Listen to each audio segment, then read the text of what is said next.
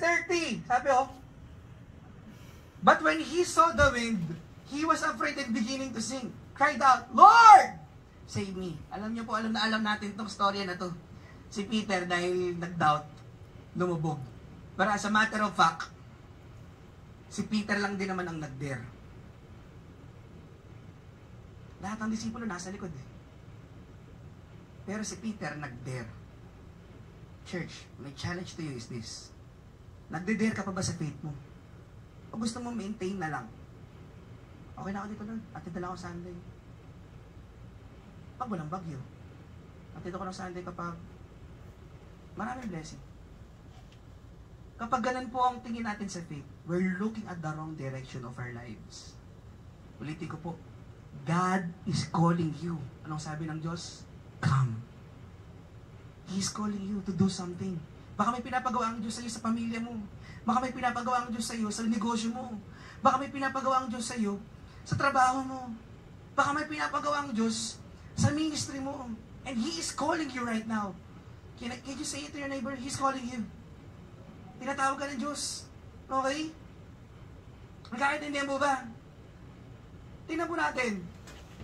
Without the storm, Peter would have never walked on water.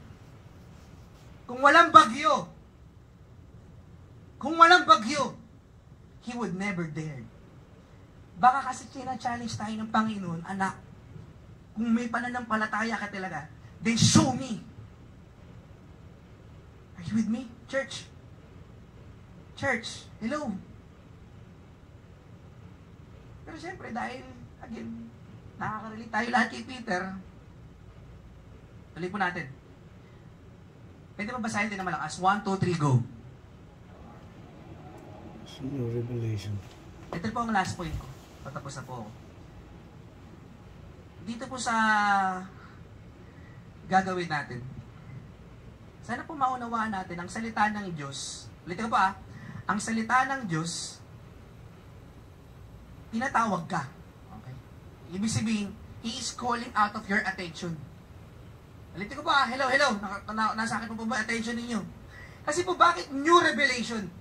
Tandaan po natin, kapag meron tayong pinagdaraanan sa buhay, magandang makita natin lagi, Lord, anong tinuturo mo? Pag may ganun tayong question lagi sa Lord, ang sarap sumunod sa Diyos. Basta uunawaan mo ang karakteristik niya. Tingnan natin. Sabi sa Matthew chapter 14, verse 31. Okay, basahin natin Lumubog na si Peter, di ba? Lumubog na ba si Peter? Hello, lumubog na ba si Peter? Tingnan yung sabi ni Jesus. Immediately, guys, hello, church, pakinggan nyo. Immediately, Jesus reached out His hand and caught him. Immediately, ang ganda ng word, immediately, right away. Si Jesus, mahal kami, baki sa'yo. Okay? Hindi kanya, sige, mag-dare ka, tingnan kung talagang kaya mo, galing nakatawid ka, congrats. Hindi po ganun si Jesus. Dire-dare ka niya, pero iingatan ka niya. Kasi tingnan mo immediately, ang ganda, galing talaga ng salita ng Diyos. Pero tingnan yung after niya i-reach yung immediately nirescue niya, reach out His hand and caught him. So, inangat. So, ibig sabihin si Peter, gumagano-gano. Marami na inom ng tubig maalit yan, di ang alat nun. Sino dito nakainom na ng tubig ng dagat? Di ba ang sakit sa ulo? Ang alat. Parang ang lumunok ng gintong buong asin. Kasi nakalagay sa bibig mo.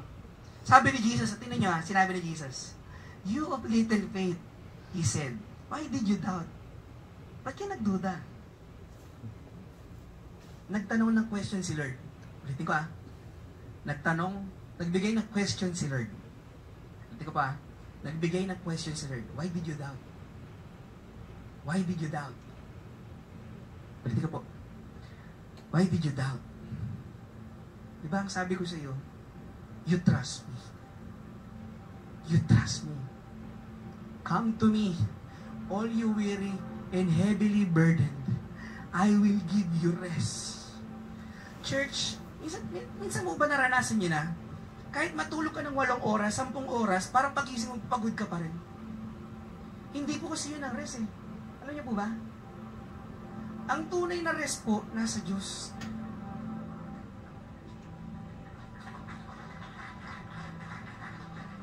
Alam niyo po, nakakagulat, ito pong mga disipulo ni Jesus, medyo fast forward lang tayo.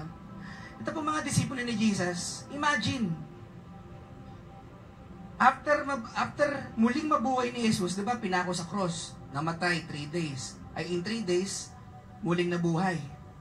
Alam niyo ba, after nun, hinahunting po lahat ng disipulo ni Jesus. Alam niyo ba?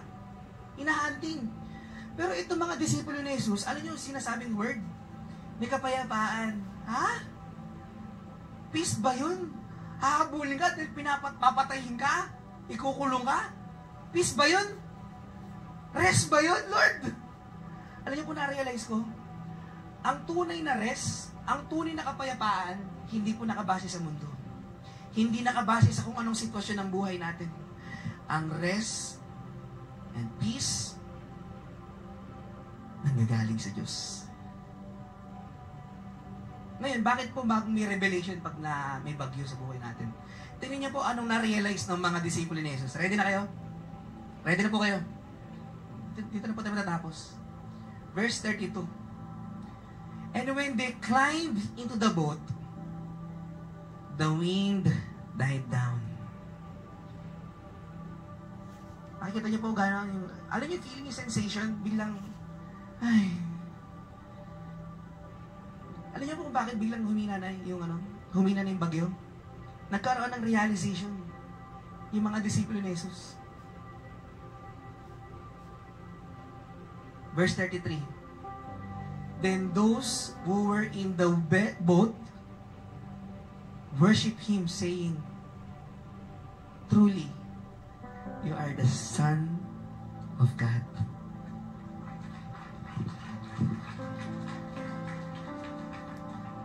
Church, can I remind you, hindi po gusto ng Diyos mapahamak ka. Hindi po gusto ng Diyos na nakakakalimot ka. Tignan nyo nangyari sa mga disciple ni Jesus, nakakalimot eh. Diba, kakatapos lang magpakain, makataas lang magpagaling, makataas lang magpalaya sa masasamang spirito, pero itong mga disipulo ni Jesus, nakakalimot. Pwede po ba wag natin kalimutan? Okay lang po ba? I believe God wants to speak to you right now. Pwede po ba, can I encourage you all to stand up? Pwede po ba tayo magsitayo? Church, ito pong gusto kong sabihin sa inyo, church. Gusto ko pong kausapin ng Diyos ngayong umaga. Gusto pong ipakita sa iyo ng Diyos on what He can do in your life. Gustong isabihin sa iyo ng Diyos, my son, my daughter, I hear you. Naririnig kita. Naririnig kita. Ngayon po, church, pwede po ba? I will just give you a few moments. I'll give you 1 minute. Can we just close our eyes? Can we just close our eyes? Please po, huwag niyo muna po isipin yung katabi mo. Huwag mo munang, iyaan mo muna yung katabi mo. And just pray, Lord, I wanna get back to you, Lord. Gusto ko pong bumalik sa iyo, Lord. How many times did I doubt you, God? I wanna get back to you, Lord. Come on, church, pray. Keep your eyes closed.